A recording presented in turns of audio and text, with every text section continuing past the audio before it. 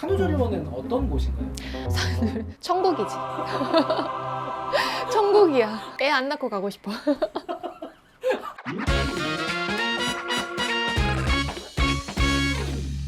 안나님, 오늘 랜선유가 음. 토크 주제는 산후조리원에 대해서 얘기를 좀 해보려고 해요. 산후조리원 혹시 다녀오셨나요? 그럼요. 당연한 걸 가지고. 출산 후에 꼭 필요한가요? 아, 당연하죠.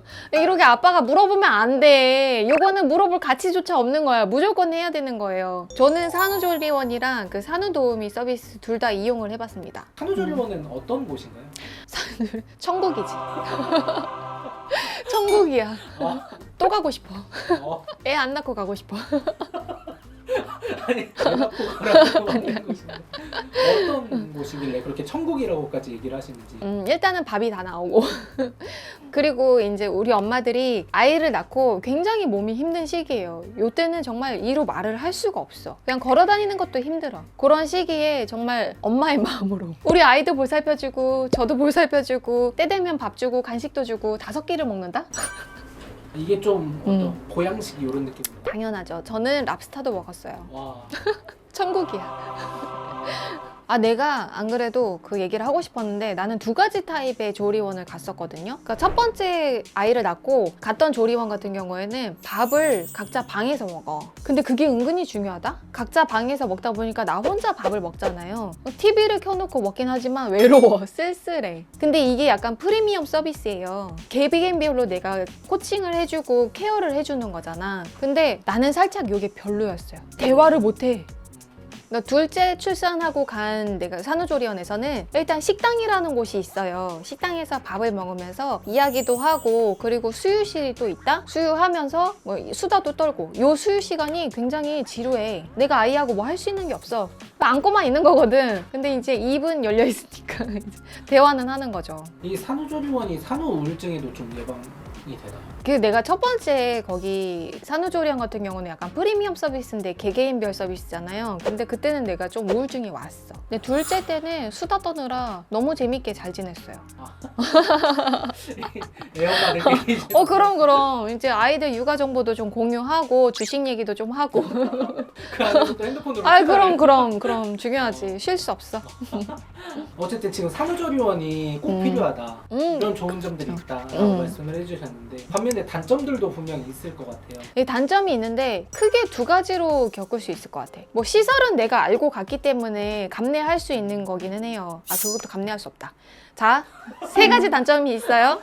선생님 단점. 선생님이랑 나랑 안 맞아. 근데 그 선생님이 우리 애를 봐. 그게 굉장히 신경 쓰일 때가 있단 말이에요. 근데 내가 그 뭐 선생님 교체해주세요 이럴 수도 없잖아요. 그냥 그 시간 동안 견뎌내야 하는 거예요. 그리고 2번째, 시설에 대한 단점. 생각지도 못한 어려움이 있을 수가 있어요. 자는데 추워. 이게 그 방이 여러 개가 있잖아요. 그러다 보니까 여기가 추우면 놀리고 여기서 더우면 내리고 이렇게 되는 거예요. 계속 이렇게 올라갔다 내려갔다 하는 거야. 이게 단체 생활에 대한 어려움일 수 있죠. 3번째는 동기에 대한 단점이 있을 수가 있어요. 아, 근데 나는 사실 동기에 대한 단점은 없었거든. 근데 이제 다른 엄마들 얘기를 들어보다 보니까 조동아리라고 하거든요. 아, 조리원 동기. 조리원 동기, 조동아리라고 하는데 여기 멤버 중에서 아무래도 조금 뭔가 이렇게 애매모호한 그런 분이 계실 수 있잖아요. 두각을 나타내고 예민하고 그런 분들이 있지만 어쨌든 같이 10명이 두루두루 잘 지내려면 그런 부분들도 감내하고 같이 잘 지내야 된다.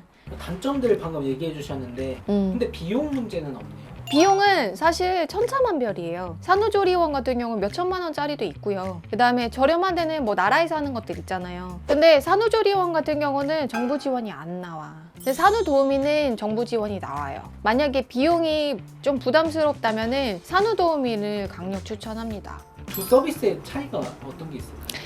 일단은 산후도우미 같은 경우는 1:1 케어예요. 그러다 보니까 조리원 동기 이런 건 없고 그 다음에 시설도 사실 산후조리원 같은 경우는 많이 구비가 되어 있어요. 그 엉덩이 씻어주는 거.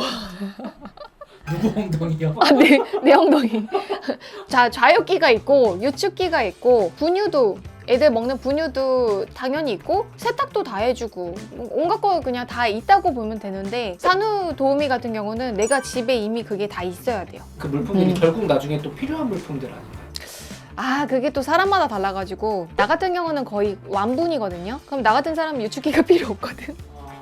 일단 안에서는 있는 것들 쓰고 나와서는 내가 필요한 것들을 살 수 있다. 아, 그렇죠. 맞아요. 네. 비용 차이도 좀 나요. 비용 차이 많이 나죠. 일단은 산후조리원 같은 경우는 거의 뭐 300만 원 뭐 이런 평균 요 정도의 시세인데, 산후도우미 같은 경우는 정부 지원을 받기 때문에 몇십만 원 정도 수준으로 이용을 할 수 있어요. 그러면은 산후조리원과 산후도우미 중에 어떤 걸 더 추천하세요? 나 요거 있잖아. 이거는 꿀팁인데 일단 산후조리원을 가. 2주를 생활을 해요. 그리고 정부 지원으로 2주 동안 산후도우미 정부 지원이 나와요. 그러니까 조리원에 2주 있다가 나와서 또 2주를 산후도우미를 하는 거야. 그럼 나는 한 달 동안 케어를 받는 거지. 요거 추천드려요. 산후조리원을 이제 알아볼 때 체크해야 될 것들이 어떤 것들이 있을까요? 일단은 시설이 잘 되어 있는지 그거는 좀 꼼꼼하게 따져볼 필요가 있어요. 아까 내가 보일러 막 이야기했잖아요. 그것도 한번 체크해 보시면 좋을 것 같고, 좌욕기, 그다음 마사지기, 그다음에 뭐 유축기, 이런 것들은 필수적으로 있어야 되는 항목들이기 때문에 뭐 골반 마사지기까지 같이 있으면 좋겠죠. 이런 시설 뭐 있는지 체크해 보시면 좋을 것 같습니다. 우리 아이들이 가끔 병원을 가야 될 때가 있어요. 뭐 설소대라든지 뭐 심장 쪽 이런 때 가까운 병원이 있는지 체크해 보면 좋을 것 같아요. 그리고 무엇보다도 중요한 게 소음이 없는지.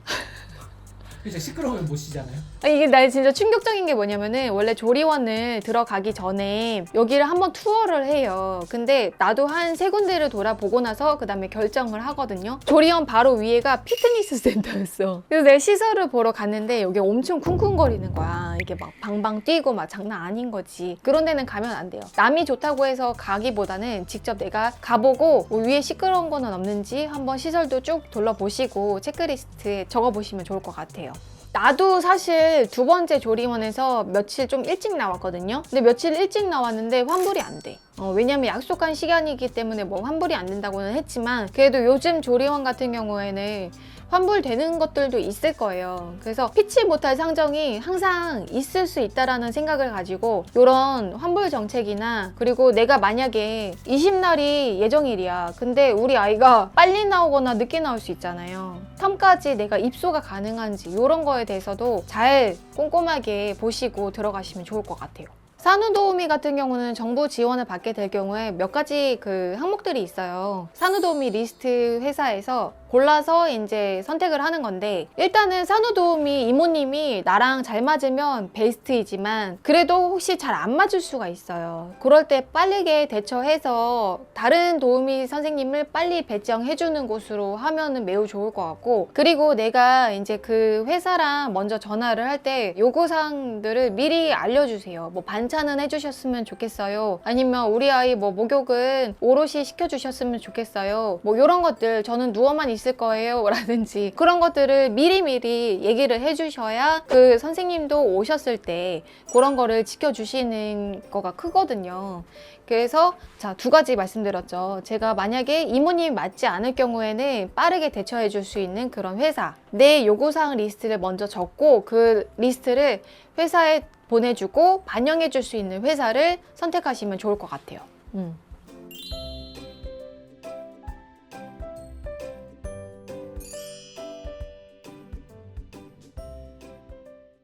일단은 제가 산후조리원이랑 산후도우미를 얘기를 했는데, 이제 상황에 따라 여건에 따라서 그 산후도우미와 산후조리원 둘 중에 하나 선택하시면 굉장히 좋을 것 같고, 아이를 낳고 엄마의 몸이 많이 병령이 되는 시기예요. 우리 몸이 온전히 돌아오기 위해서는 케어도 중요하고 신경도 많이 써줘야 되는 그런 시기거든요. 요때만큼은 정말 엄마들 몸 케어 많이 생각하셔가지고 좋은 케어 많이 받으시고 우리 몸이 다시 돌아올 수 있을 정도로 그만큼 신경 써주시면 좋겠습니다. 그러면 여기까지 안나였습니다. 안녕히 계세요.